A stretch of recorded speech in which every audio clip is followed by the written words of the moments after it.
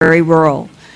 And when they saw what looked like a cow moving like this, if you can imagine coming out of your house and you're seeing a cow floating through the air with its legs out, what would you think?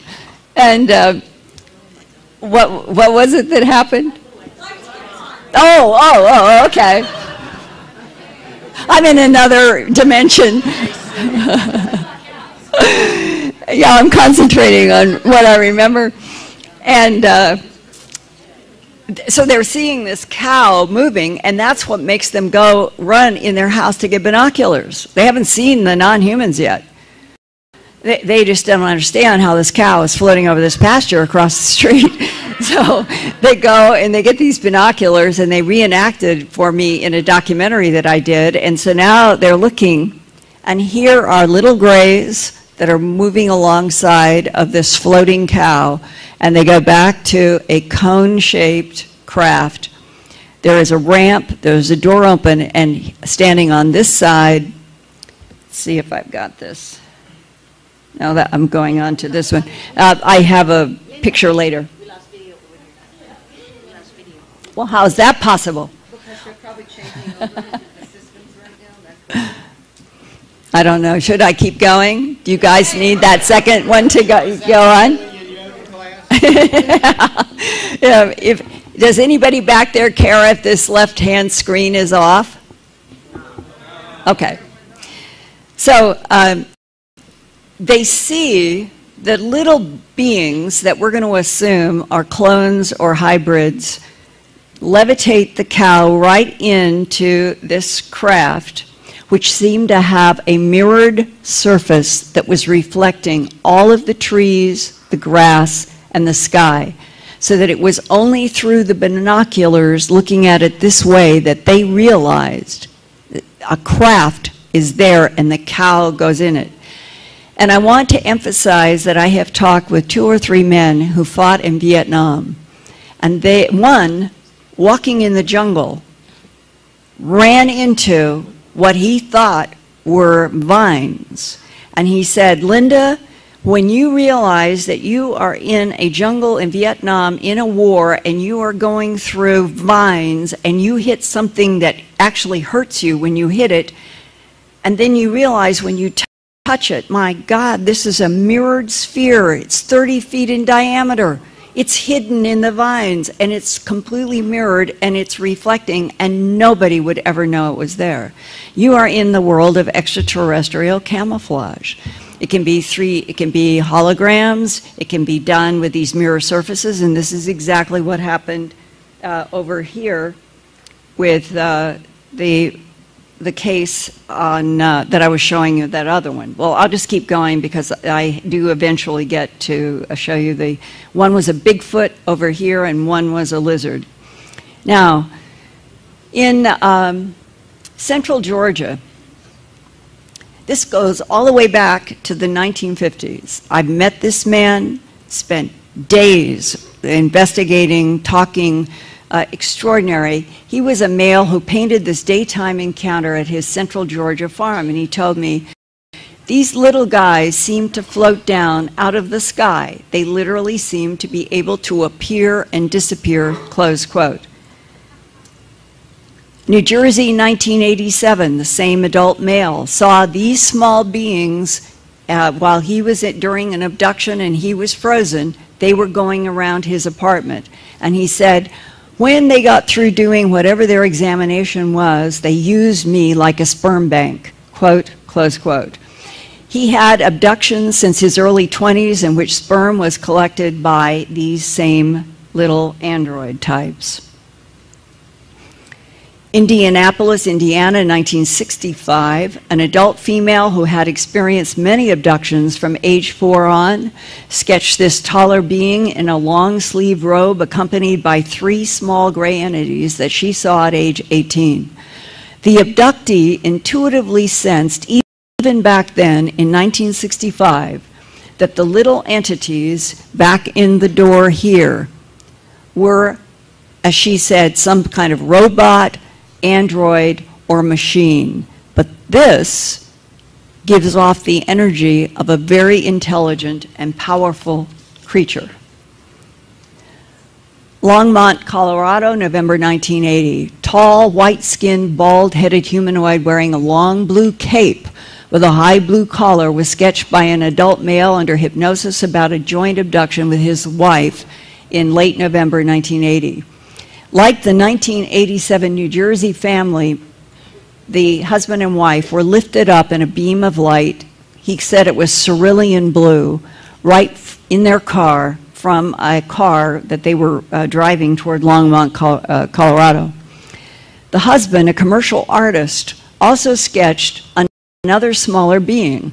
The husband said that the entity's skin was actually the color of the gray sketch paper, but under hypnosis, he said that he had picked out the contrasting flesh color to be different from the gray color that he should have been using. The husband was confused by the layered yellow gold collar, a detail that seemed so out of place on an extraterrestrial. But other people over the past several decades have also seen and sketched robes and collars on some of their ET handlers too. The Longmont husband also sketched with charcoal a wider scene of the yellow-collared entity that shows arched windows around the craft's perimeter. Under hypnosis, the husband called the being, quote, the creep because it examined me and took my mind out and added something. There's more to life, more to the world. There's more to everything than anybody knows. There are more than 3 dimensions. Everywhere it all works together. Everything coexists. There are different dimensions that we cannot go into, close quote. Jenkintown, Pennsylvania, 1992. Adult male with several abduction experiences sketched another collared being that he encountered that had, quote, a flattened nose with odd ridges and eyes like a cat's.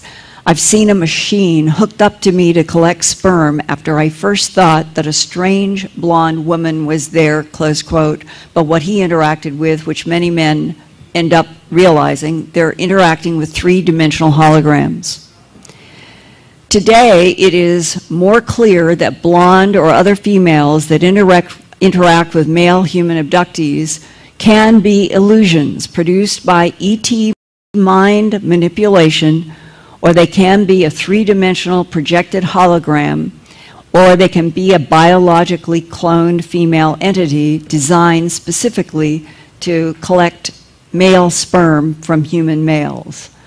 All of these can be used to make male abductees ejaculate into sperm-collecting devices, and that issue of 3-dimensional holograms being used in this illusion of a sexual act in order to collect sperm relates also to the carrot document that I was talking about in the lecture. 3-dimensional holograms, invisibility, and neutralizing gravity are 3 of the most powerful technologies that ETs use. Bakersfield, California, 1990. Adult female drew yet another purple cape with a high collar on a being that she thought was at least 7 feet tall. He had a larger cranium than most human heads, along with a very big and long nose. His large slanted eyes had huge vertical black pupils and gold irises, and she said, quote, he was in charge of everything, over everyone else, close quote, including all the smaller gray beings. Now, there's a side note here from the Betty and Barney Hill case from 1961, where Betty and Barney were abducted. Also, their car was taken over by some sort of a force field in the White Mountains in New Hampshire. The car was taken into trees against their will. Probably everybody in this room knows about Betty and Barney Hill. Well, what they don't realize is that Betty Hill, in an appendix to the John Fuller book about interrupted journey, describes having a dream, and vivid dreams are often after abduction events where the human mind seems to be trying to grapple with suppressed details. Betty Hill described on her abductors that she was looking at vertical pupils like a snake or cat. She also described that their noses were much larger and longer than the average-sized human nose, and she compared what she was looking at to Jimmy Durante. And Durante was that famous 20th century singer nicknamed the Schnoz for his large beaked nose. This is a theme that runs through the abduction syndrome, and on Monday I will be getting into what the government refers to as the archeloids, cloned or hybrids made by the Ebens with these large noses and with a very fascinating assignment on this planet. Jacksonville, Florida, 1964.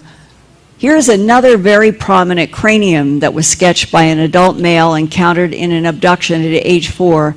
He said the being was about 5 feet tall, had no ears, small mouth, tight-fitting clothes, was the color of the jumpsuit that was royal blue with magenta colors and very long fingers. New Hope, Pennsylvania, September 1985. New York City adult male drew this being and craft at night after an encounter in New Hope on the Delaware River. Quote, female entity about 5.5 feet tall, very thin with pure white skin, was standing about 30 yards away. Her body seemed to glow in a translucent colored light consisting of blues and reds. Her eyes transfixed me, and I felt as though my mind was being looked through. I was under the absolute control of this entity, who was accompanied by 3 little creatures in blue coat uniforms with what looked like odd black netting over their faces. Missouri, October 1976. Adult male sketched this non-human after he was abducted with his wife and 1-year-old daughter and said, quote, I had no control over my thoughts. The being took everything from my mind, but I knew nothing about him, close quote. Central Georgia, 1950s, praying mantis encountered by a young male at his family's Georgia farm when he was 8 years old. He associated the praying mantis with small gray beings which he thought were some kind of robots. He felt that they were not living life forms as we would know, and that they were programmed to do work for the praying mantis types. The same 8-year-old also saw a little gray entity behind 2 glowing-faced praying mantis creatures at his farm in the 1950s. Covina, California, 1963. 17-year-old female teenager abductee taken by a large praying mantis to a room filled with sparkling yellow-white light. Quote, praying mantis being and light-filled room, I remembered the being slowly coming around the corner and facing me. He stood very still and simply waited as if he knew how frightening he appeared to me. Eventually, he began to talk to me in my mind telepathically. He seemed to possess a great deal of dignity and gave the impression of being quite old. He walked me to this room filled with dense light. The memory ends with me about to enter that room and the thought that I would be translated into the light. It has to do with what happened, close quote. This is an incredible case. I go into it in some 35 or 40 pages in Glimpses of Other Realities, Volume 2. This has to do with the whole issue of what are our body containers, what is our soul spirit entity, and what is the interest of non-humans in the container versus the soul, and what are they tracking about the soul spirit entity of Homo sapiens sapien. In this experience, she got to watch what she called a soul transfer from her human body that had a diseased heart from rheumatoid fever to a healthier clone version of herself, also as a teenager. The teenage clone made by the gray beings and the praying mantis creature was preserved in a transparent tube lighted from the top and the bottom that she referred to as a resurrection technology. The cloned teenage body replaced her diseased body. She received a telepathic explanation from the praying mantis and gray being that it was vital that her soul spirit entity continue Earth life in a very similar container body to the one that died. She was left with the impression that soul recycling in specific bond that died. She was left with the impression that soul recycling in specific body containers was very important to those gray and praying mantis beings. Springfield, Missouri, 1980. Female abductee Jean Robinson encountered this 6-foot-tall, green, scaly-skinned humanoid with large yellow irises that surrounded black vertical pupils. Jean described the chest as having bones that protruded under the scaly reptilian skin and gave the impression of body armor. Springfield, Missouri, 1991. Another adult female from Missouri was in bed sleeping when she began floating out of her bed toward a light and through the wall, which happens to many people in the abduction syndrome. She saw a repulsive-looking entity with thin arms and ugly face like a giant grasshopper or alligator. But instead of a grasshopper, when she worked with a sketch artist to draw a humanoid entity with net-like scales all over its body, she said, she felt the sensation of being pulled by a force with fast movement to a reptilian humanoid, about 5'9" with green body that looked scaly and rough. She felt electricity going through her hands, saw pea-green eyes with yellow and black vertical pupils like a cat, eyes slanted down toward the outer face, no hair, small mouth, thin arms, hands like a duck with tannish brown webbing. 3 or 4 long fingers with nails on the end. After hypnosis, she felt like the reptilians need human beings to make them stronger. She said they are trying to get our genes. They have a threat of dying out, inbreeding with us to see if the genes that we have can make them stronger, close quote. A very common theme in the abduction syndrome.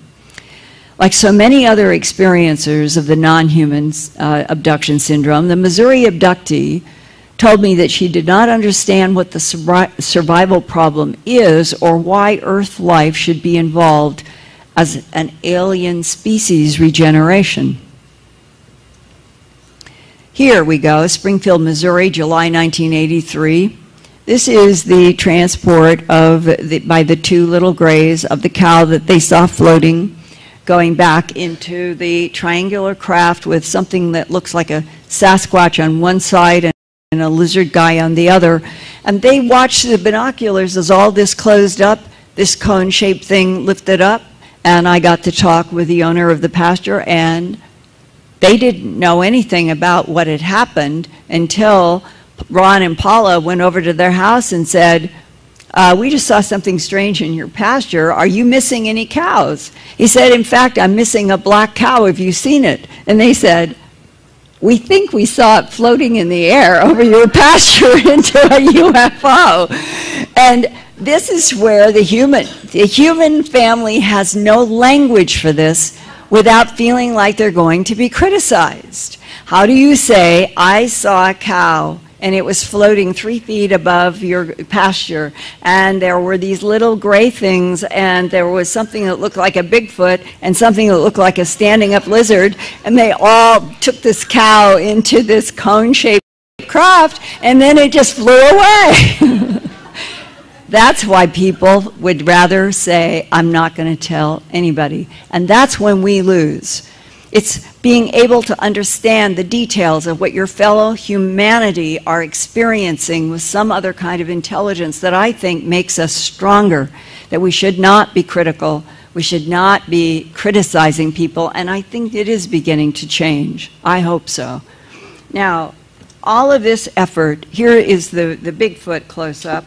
It is the Bigfoot Sasquatch, as far as I know, is a distinct part of the non-humans that are interacting in the abductions, because so many abductees have seen either a variation on this green type or the reddish-brown type that the world knows as Sasquatch or Bigfoot in craft. And they have the distinct impression that they definitely are low on the totem pole, that there are many different levels of intelligences working for prime intelligences. The Sasquatch appear to have been made specifically to do physical work on different planets. And that might explain that they have some sort of an underground base on this planet that we've never discovered, and that they have the ability to disappear in a flash of light. This has happened in Montana. This has happened in Oregon. People have seen a Sasquatch right in front of them. One rancher in Montana in 1976 was out hunting, brought his rifle up when he came around a bend, and here was this big 8-foot tall, hairy thing standing in front of him. He shoots without any question, and the whole thing disappeared in a flash of light. I saw the whole thing written up in a sheriff's office report, disappeared in a flash of light, and talked with the deputy sheriff, and I said, how could it be biological if it disappears in a flash of light? And he looked at me and he said, Linda, if you see what we've seen, you would think that we are not dealing even with extraterrestrials, we are dealing with something from another universe. And this is, again, law enforcement doesn't have any language that's acceptable. So they put down in a sheriff's report, Sasquatch disappeared in flash of light, case closed. Because there's nothing that they can do. It disappeared in a flash of light. And all of this effort to understand what our government knows about non-humans interacting with our planet began when I was director of special projects at KMGH-TV, the CBS station then in Denver. Beginning in September of 1979, and for the next 9 months until its first broadcast on May 25th, 1980, I was producing the television documentary A Strange Harvest. And I was looking at North America at first and began to realize it was happening all around the world.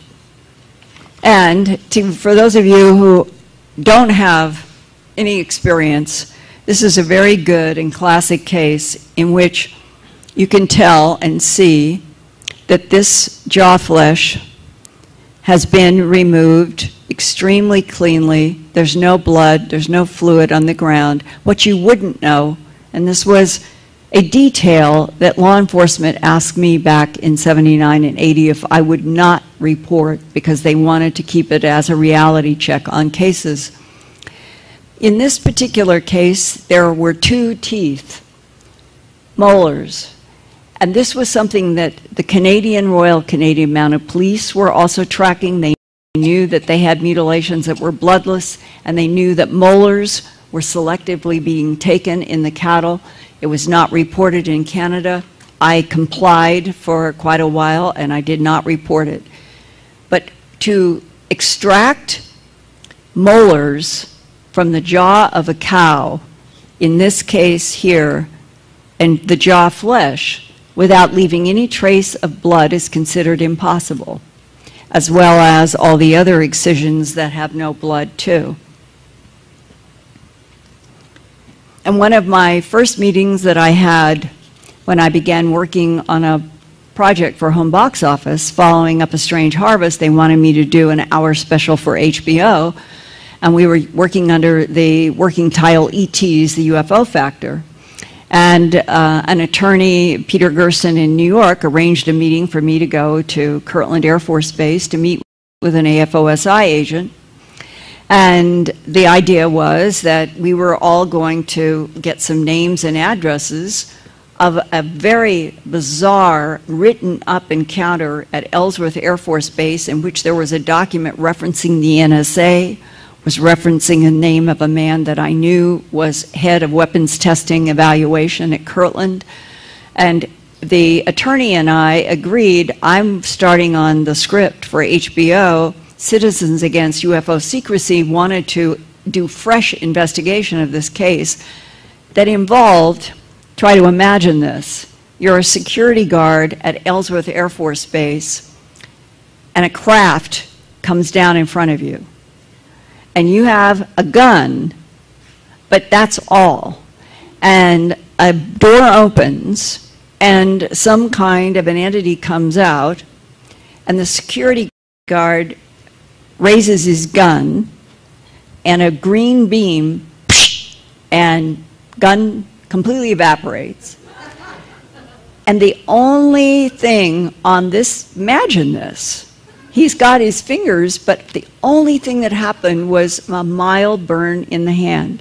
And this guy said, the United States government wanted that technology. So a lot of the investigations and suppression of these events are because our government wants to find out, how do you send out something that looks like a laser that can evaporate a gun and not even hurt the hand? So Peter Gersten, the attorney, and I, we really wanted to investigate this, and he said there was this man at Kirtland Air Force Base, worked in AFOSI, could give me the actual names and phone numbers of witnesses to this exchange of, we'll call it laser fire, between an extraterrestrial and a security guard. So that's why I thought that I was at Kirtland Air Force Base. But instead of names and phone numbers for Ellsworth, Dodie handed me a document from a desk drawer that looked something like this simulation that said briefing paper for the President of the United States of America on the subject of unidentified aerial craft, UACs, and the paper also referenced unidentified aerial vehicles, UAVs. The alleged presidential briefing paper was about government monitoring of an alien presence from at least World War II on, and the paper included the sentence, quote, extraterrestrial biological entities manipulated DNA in already evolving primates to create Homo sapien. According to current Earth science, those evolving standing up primates began with Homo erectus, that's on the left, about 1.8 million years ago, and kept changing over time through various primate models to Homo sapiens sapien after Neanderthalensis and modern human. And this took place about 30,000 to 35,000 years ago. There was an overlap for a period of time. And I would like to just share with you, it's a very dramatic meeting that I had in 1999, December. It was put together by a man who worked at the World Bank. He knew me from conferences and conversations, and he called me up and he said, there's a man that I know retiring from the Defense Intelligence Agency, and he has seen your book, Glimpses of Other Realities, Volume 2, and he is intent upon being able to meet you to talk with you about the resurrection technology in Chapter 3. Would you be willing to travel for a meeting? I've done this half a dozen times in my life. You do not know what's going to be on the other end. But if I hadn't done those trips, I wouldn't know what I know.